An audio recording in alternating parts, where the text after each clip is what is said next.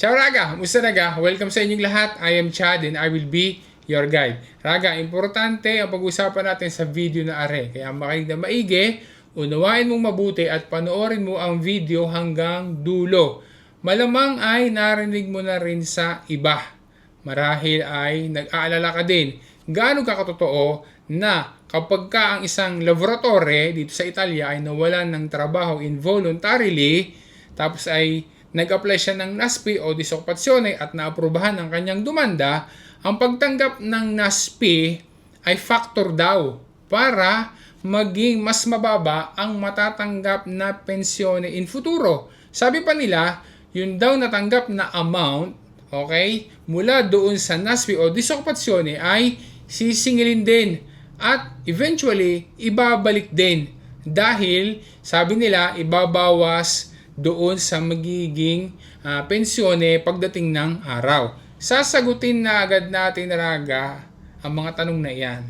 Ang mga yan ay hindi totoo. Kung bakit, i-detalye natin doon pa na sigla, partiya mo.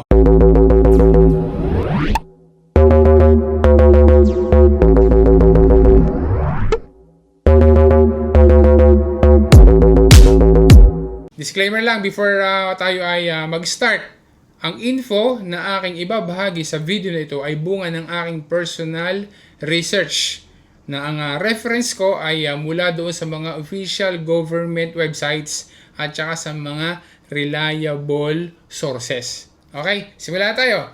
Ang isang worker na nawalan ng trabaho dahil siya ay nalitsensya, siya ay nasisante doon sa kanyang trabaho o baka naman natapos na yung kanyang kontrato de lavoro, hindi na siya na-extend pa, hindi siya ni-renew o pure sa kadahilan ng nawalan siya ng trabaho involuntarily.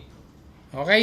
Maaari siya, kapag ganyan nangyari, maaari siya mag-apply ng NASP o disoccupazione. Pero syempre, meron pang ibang mga dapat na requirements na mamimit.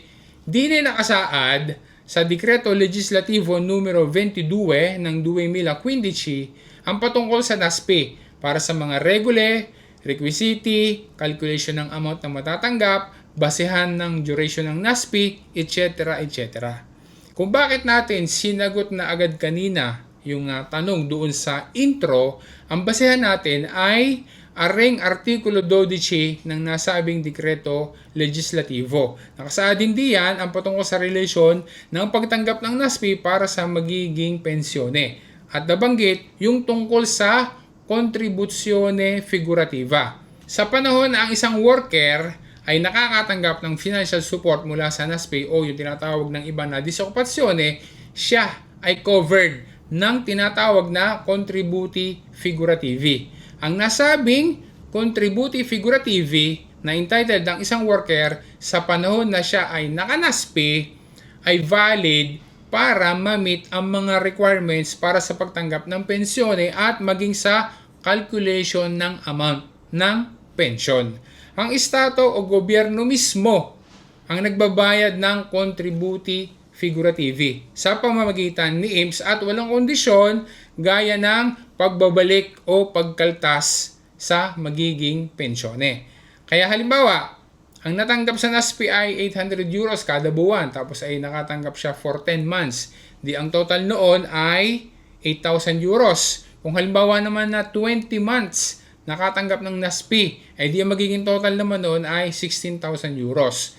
Take note ha, yan ay example lang. Hindi ibig sabihin na yan talaga ang matatanggap sa NASP. Nagbigay lang tayo ng sample computation. Yung bang example na iyan na 8,000 euros o 16,000 euros na natanggap mula sa NASP o disoccupazione ay ibabawas o kakantasin sa magiging pensione in futuro?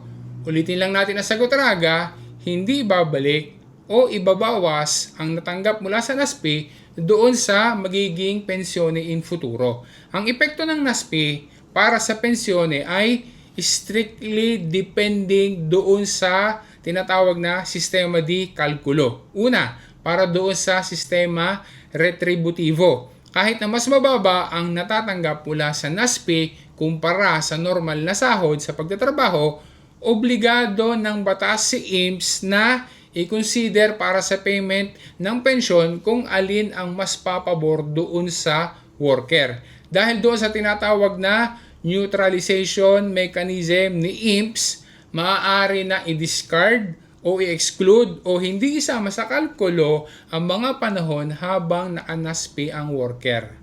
Merong ganyang mekanismo si IMPS para hindi isama sa kalkulo para sa pensyon na maaaring matanggap ng isang worker. Yung panahon habang siya ay nakanaspi. Kapag ka sistema retributivo. Samantalang sa kalkulo naman sa sistema kontributibo, ang kaibahan niyan sa sistema retributivo, hindi kinukonsidera ang sweldo. Bagkos ay ang kapitale kontributibo, akumulato. Yung tinatawag na montante kontributibo. Dahil diyan, ang panahon na nakanaspi ay bumubuo ng mga karagdagang kontributi na isinasama sa montante kontributibo. Kaya walang negatibong epekto sa computation ng pensyon. Tandaan na ang NASPI o disokupasyone ay isang financial support ng gobyerno na ang pangunahing purpose niyan ay tulungan ang mga workers na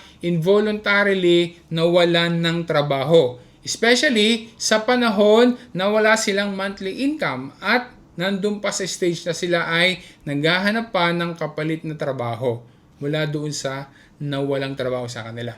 Ayun Raga, sana ay naging malinaw sa iyo at nakatulong sa iyo ang information na pinag-usapan natin sa video nito. Sana ma-share mo rin sa iba, lalo na doon sa iba na ganun ang akala nila na maapektuhan at ibabawas or kakaltasin, ibabalik din daw yung natanggap sa NASPI kapag dumating sa panahon na tatanggap na ng pension. Maraming salamat sa panood mo Raga, maraming salamat sa patuloy mong pagsuporta. Once again, this is Chad and always remember, Chad will guide. Grazie Raga! Alla prossima!